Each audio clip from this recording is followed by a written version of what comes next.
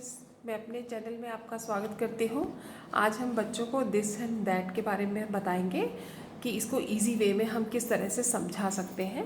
तो सबसे पहला तरीका तो ये है कि बच्चों को जब भी हम कोई कॉन्सेप्ट सिखाने की कोशिश करते हैं तो उसमें हमें करना ये है कि बुक्स और नोटबुक्स को पहले हम नहीं लेंगे। पहले हम उनको ओरल प्रैक्टिकली खेल खेल में ही बताने की कोशिश करेंगे। जिस तरह से हमारे पास कोई भी चीज़ होती है और वो सिंगल होती है, तो सिंगल चीज़ अगर हमारे पास होती है, वो सिंगल चीज़ अगर हमारे पास होती है तो हम बोलेंगे उसके लिए दिस, और वही एक चीज़ अगर दूर होती है तो हम उसको बोलेंगे that. This that, this that. इस तरह से हम बच्चे से बार बार ये बात पूछेंगे और जब वो उसको क्लियरली या फ्लुएंटली बताने लगेगा तो हम उसको नेक्स्ट जो हम स्टेप करेंगे वो है इनकी स्पेलिंग्स। अब दोनों में टी एच कॉमन है, तो अब बच्चा दैट के साथ बोलेगा टी एच और दिस के साथ भी बोलेगा टी एच। तो उसकी स्पेलिंग भी हैंड टू हैंड उसको लर्न होती रहेगी। जब उसको टी एच अच्छे से वो हमें बताने लगे तो उसके बाद हम दिस को पूरी और दैट को भी पूरी स्पेलिंग लर्न करवाएंगे उसको। तो हम भी बोलेंगे this T H I S, that T H A T. ये एक एक करके भी आप उसको पक्का करवा सकते हैं और साथ में भी करवा सकते हैं। तो इस तरह से जब ओरल हम लोग उसको ये पूछ लेंगे और वो हमारी बातों के जवाब देने लगेगा तो इसका मतलब उसको ये आ गया है। नेक्स्ट जो है उसको रीडिंग लगवाना।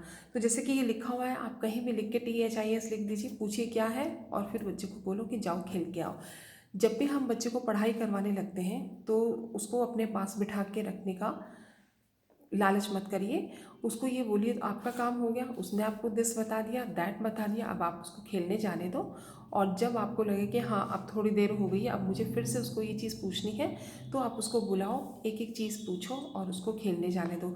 तो देखना वो आपके साथ कितना फ्रेंडली बिहेव करने लगेगा और पढ़ाई में भी इंटरेस्ट लेने लगेगा।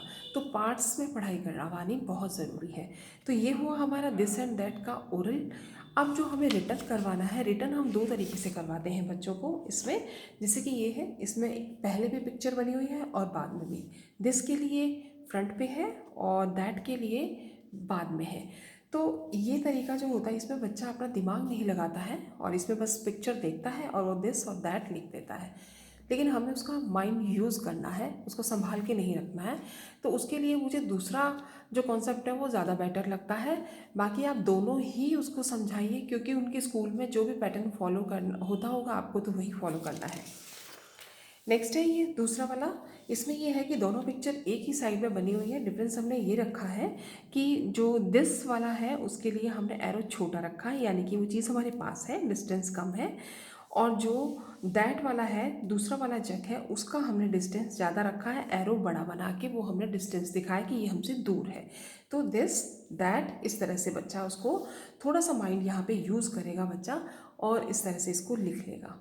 और मैंने एक और चीज़ की है इसमें कॉमन, कि मैंने पिक्चर सेम ली है, जग और कार को ही लिया है, ताकि बच्चे के माइंड में ये सेट ना हो जाए कि पर्टिकुलर चीज़ के लिए हमें दिस बोलना है और पर्टिकुलर चीज़ के लिए हमें दैट बोलना है।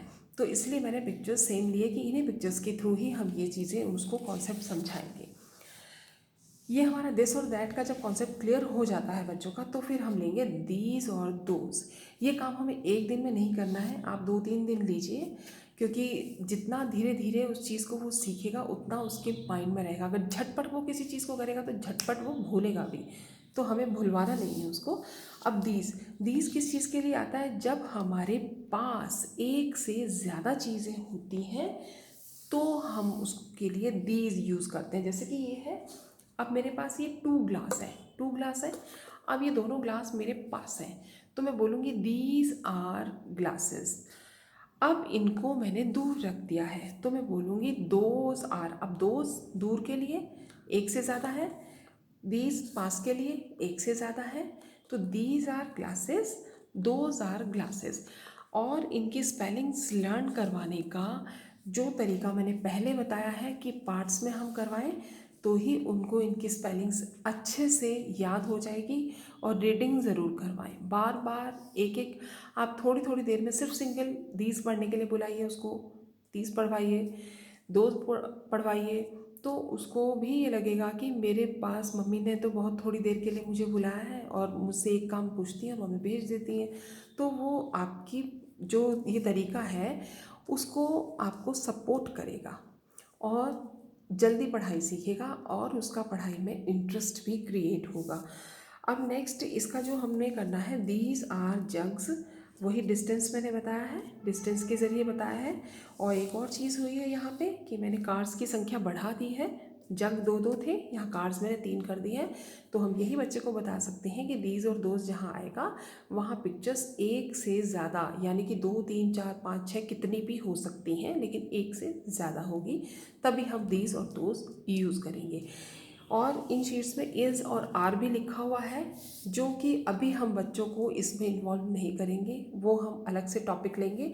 इसमें सिर्फ जो उनको कॉन्सेप्ट हमें क्लियर करवाना है, दीज और दोज, दिस और दैट का करवाना है। व्यूवर्स, अगर आपको इसमें कुछ हेल्प मिली हो और आपको इसको बेनिफिट लग रहा है तो मेरे चैनल को ज़रूर सब्सक्राइब करिए, शेयर करिए और लाइक करिए। आपके लाइक करने से मुझे ऐसा लगता है जैसे कि आप डायरेक्टली मुझे थैंक्स बोल रहे हैं, तो मुझे बड़ी खुशी होती है, मेरे चेहरे पे एक स्माइल आती है। तो thanks for watching this video. Okay.